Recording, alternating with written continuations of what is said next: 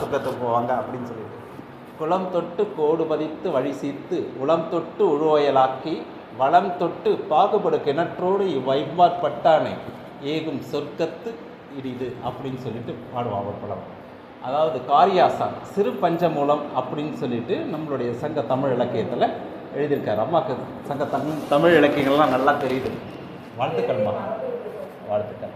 அதாவது அந்த புலவர் வந்து பாடுகின்ற பாட்டு என்னென்னா, ஒரு ஊரில் வந்து யாரெல்லாம் என்ன மாதிரிலாம் ஆசைப்பட்டால் சொர்க்கத்துக்கு போவாங்க அப்படின்னா வந்து ஊரில் வந்து வரப்பு இருக்குது.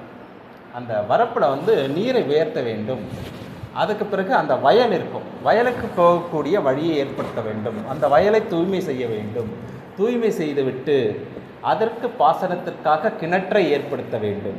இப்போ வந்து ஒரு வயல் இருக்குது, அதை சுற்றி வேலி அமைச்சு அந்த கிணற்று பாசனத்தை ஏற்படுத்திட்டா அந்த ஊர் மக்கள் எல்லாம் நிச்சயமாக பயனடைவாங்க.